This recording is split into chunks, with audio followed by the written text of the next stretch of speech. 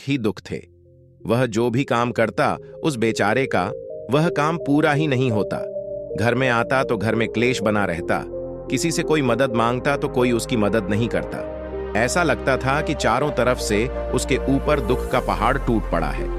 उसे समझ नहीं आ रहा था कि मैं इन दुखों से कैसे पार पाऊं। वह दिन रात यही सोचता रहता था कि अपने दुखों से छुटकारा कैसे पाना है। इसी कारण से वह रात में सो भी नहीं पाता था। उसकी आंखों के नीचे बड़े बड़े काले घेरे बन गए थे, जो इस बात का प्रतीक थे कि वह आदमी कितना दुखी है और कितना चिंतित है।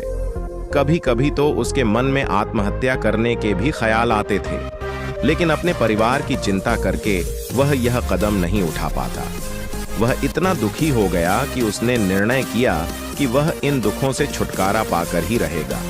इसके लिए चाहे उसे कितनी ही मेहनत करनी पड़े, कुछ भी करना पड़े, चाहे अंगारों पर चलना पड़े, लेकिन इन दुखों से छुटकारा हासिल करके रहेगा। ऐसे ही एक दिन उसने अपने मित्र से पूछा कि मैं अपने जीवन को कैसे सुधारें।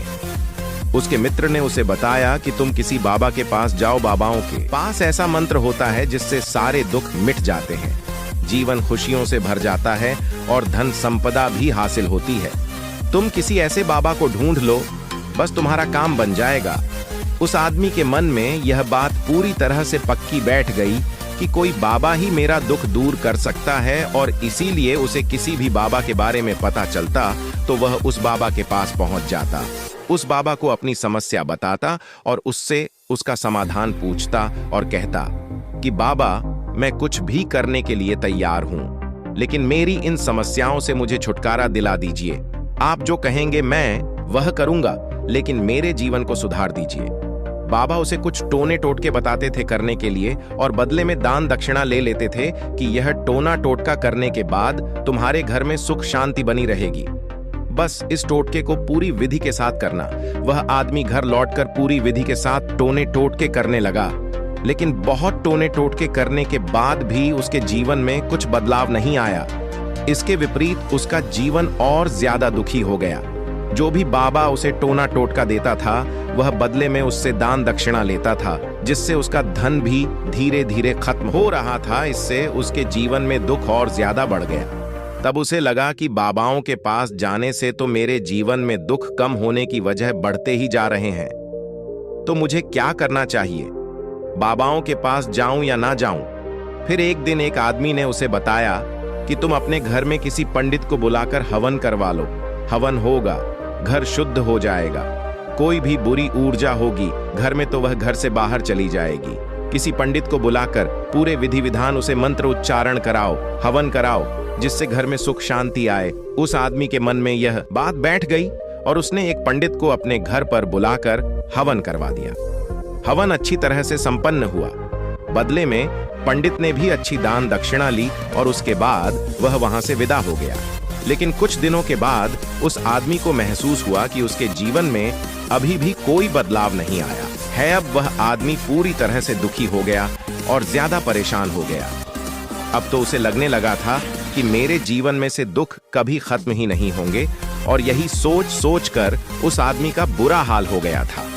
फिर एक दिन उसे अपने मित्र से एक ऐसे बाबा के बारे में पता चला जो समाधान बताने के लिए कोई दान दक्षिणा नहीं लेता था। उस आदमी को लगा कि यह बाबा दूसरे बाबाओं की तरह नहीं हो सकता, क्योंकि यह तो दान दक्षिणा लेता ही नहीं, और अगर दान दक्षिणा नहीं लेता तो यह सच में कोई सिद्ध बाबा होगा। और यही सोचकर वह उस बाबा के पास पहुंच जाता है। जब वह आदमी वहां पर पहुंचता है तो वह बाबा ध्यान में बैठे हुए थे। यह देखकर वह आदमी वहीं पर चुपचाप बैठकर ध्यान से बाहर आने का उनका इंतजार करने लगा। थोड़ी देर बाद बाबा ने आंख खोली तो सामने एक दुखी और परेशान युवक को बैठे देखा। उसकी आंखों के नीचे काले घेरे देखकर ही समझ गया कि यह आदमी अपने जीवन से कितना परेशान है। उसे संबोधित करते हुए बाबा ने पूछा कि बच्चा, क्या चाहते हो? बाबा के पास क्या लेने आए हो? उस आदमी ने कहा कि बाबा, मैं अपने जीवन से बहुत परेशान हूं। मैंने इन दुखों को दूर करने के लिए बहुत सारे रास्ते अपनाए, हर वो तरकीब करके देखें जो किसी बाबा ने मुझे बताई, हर वो काम किया जो कोई भी इंसान ने मुझसे करने को कहा, लेकिन मेरे जीवन में दुखों में कोई कमी नहीं आई। बाबा, इसके विपरीत मेरे जीवन में दुखों में बढ़ोतरी हो गई है। मुझे समझ में नहीं आ रहा है कि मैं क्या करूं। कभी कभी तो मैं आत्महत्या करने की सोचता हूं, लेकिन मैं अपने परिवार की सोचकर मैं यह कदम नहीं उठाता हूं। मैंने आपके बारे में बहुत सुना है बाबा, और मैं बहुत उम्मीद के साथ आपके पास आया हूं। कृपया करके मुझे कोई ऐसा मार्ग बताएं जिससे मुझे अपने दुखों से छुटकारा मिल जाए। मैं अपने दुखों से छुटकारा पाने के लिए कुछ भी करने को तैयार हूं। आप मुझे कोई भी रास्ता बताएं, चाहे वह रास्ता कितना ही कठिन क्यों ना हो, मैं उसको पार करके रहूंगा। बाबा ने महसूस किया कि आदमी तो सच में बहुत परेशान है। बाबा ने उसकी बात सुनकर कहा कि बच्चा, दुखों को दूर करने के लिए मंत्र ऐसे ही नहीं मिलते हैं। मंत्र पाने के लिए कुछ करना पड़ता है। तुम कुछ कर सकते हो। यह सुनकर पहले तो उस आदमी ने सोचा कि यह बाबा भी मुझसे दान दक्षिणा मांगेंगे, लेकिन और कोई रास्ता ना पाकर उस आदमी ने कहा, बाबा, आपको जितना भी दान दक्षिणा चाहिए मैं देने के लिए तैयार हूं, लेकिन आपका मंत्र सच्चा होना चाहिए, वह पूरा होना चाहिए, उसका फल मुझे मिलना चाहिए।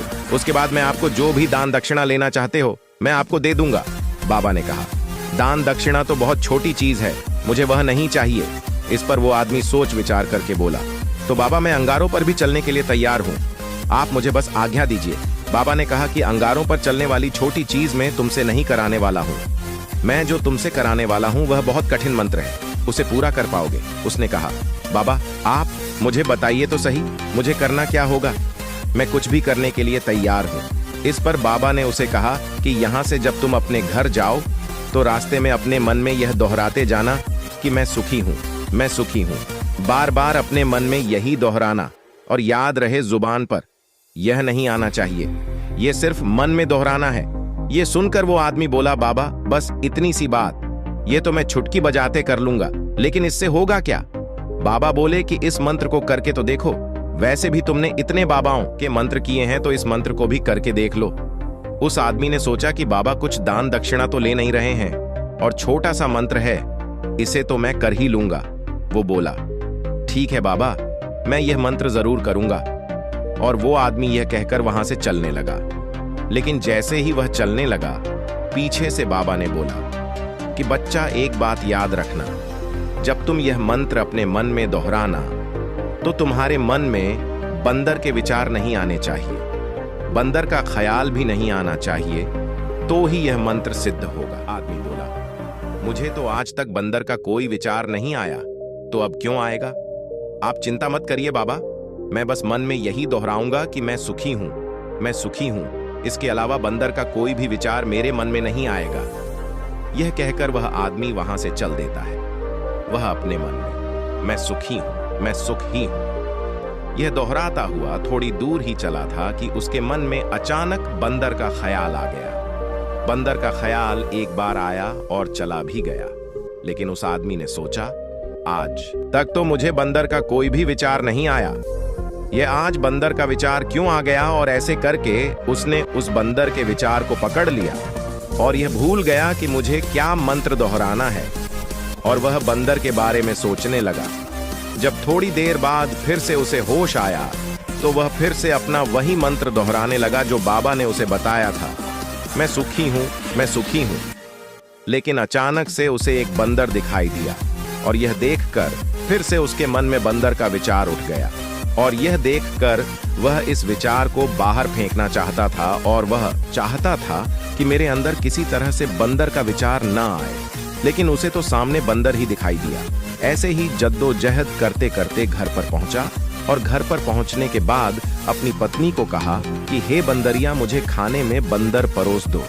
और जब उसे एहसास हुआ कि उसने क्या बोल दिया तो वह अपने बाल नोचने लगा और दीवारों में सर मारने लगा कि आज तक मुझे बंदर का कोई भी विचार नहीं आया, और आज मुझे यह क्या हो गया है कि मुझे हर जगह बंदर ही बंदर नजर आ रहे हैं। यह कैसी माया है? यही सोच सोचकर वह आदमी रात भर सो नहीं पाया। रात भर करवटें बदलते रहा और सुबह उठकर सीधे उसी बाबा के पास पहुंच गया और उसके चरणों में गिरकर कहा कि बाबा, पता नहीं क्या चमत्कार हो रहा है, आज तक मुझे बंदर का कोई विचार नहीं आया, लेकिन कल से जब से आपने मुझसे कहा कि बंदर का विचार नहीं आना चाहिए, तब से मुझे हर जगह बंदर ही बंदर नजर आ रहे हैं। उस आदमी ने कहा कि बाबा, मुझे तो आपके पीछे पेड़ पर बैठा बंदर केले खाते हुए दिखाई दे रहा है। यह हो क्या रहा है बाबा?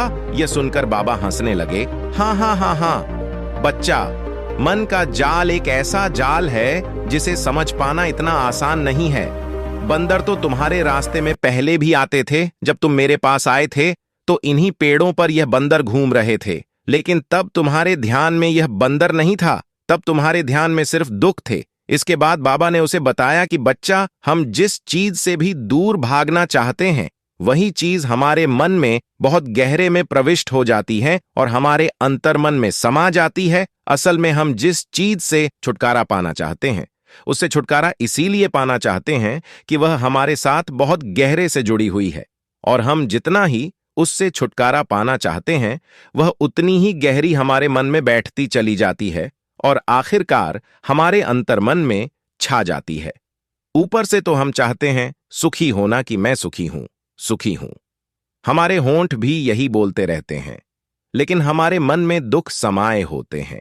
हमारे विचारों में, हमारे मन में दुख ही दुख दिखाई देते हैं। इसीलिए अपनी जुबान से बार बार यह बोलने से कि मैं सुखी हूं, मैं सुखी हूं, हम सुखी नहीं होंगे जब तक यह मंत्र हमारे अंतर्मन में प्रविष्ट नहीं होगा।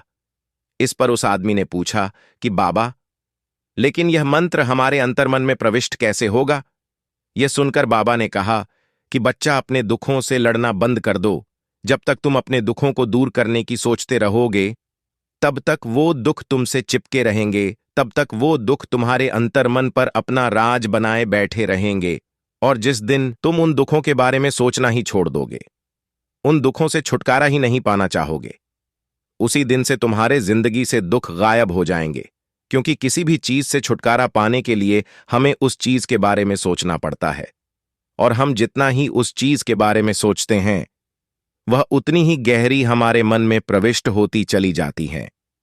निष्कर्ष, इस कहानी से हमें क्या सीखने को मिला? आइए जानते हैं। हम अधिकतर समय दुखों के बारे में ही सोचते हैं। हम यही सोचते हैं कि हमारे जीवन में दुख है और हमें इससे छुटकारा पाना है। इसी वजह से बार बार सोचने से वो दुख हमारे अंतर्मन में प्रविष्ट हो जाते हैं और हमें एहसास भी नहीं होता। इसीलिए अगर तुम दुखों से छुटकारा पाना चाहते हो तो दुखों से छुटकारा पाने के बारे में सोचना छोड़ दो, तुम्हें दुखों से छुटकारा मिल जाएगा। अक्सर आदमी धूम्रपान छोड़ना चाहता है, शराब छोड़ना चाहता है, सुबह अपने आप से यह वादा करता है कि मैं कोई भी गलत काम नहीं करूंगा, लेकिन शाम को जब लौटता है तो नशे में चूर होकर लौटता है। ऐसा क्यों होता है? जो हम सोच रहे हैं वह पूरा कर ही नहीं पा रहे हैं। असल में हम उस चीज को बहुत ज्यादा तवज्जो दे रहे हैं, उस चीज को बहुत ज्यादा अहमियत दे रहे हैं। जब भी हम उस चीज को छोड़ने के बारे में सोचते हैं तो हम उसकी इंपॉर्टेंस यानी कि विशेषता और ज्यादा बढ़ा देते हैं। हमारा मन उस चीज के बारे में जितना ज्यादा सोचेगा, शराब या धूम्रपान छोड़ने के बारे में जितना ज्यादा सोचेगा, हमारा मन उतना ही उस चीज के पीछे ज्यादा भागेगा। हमें उस चीज से लड़ना नहीं है, बल्कि बिना सोचे गुजर जाना है। और अगर हम इस मंत्र को समझ लेते हैं, हम अपने जीवन में जो भी पाना चाहते हैं उसे अपने अंतर्मन में डाल सकते हैं, और एक बार वो लक्ष्य हमारे अंतर्मन में बैठ जाता है तो फिर सफलता पाने में कोई समस्या नहीं आती, कोई दिक्कत नहीं आती। धन्यवाद।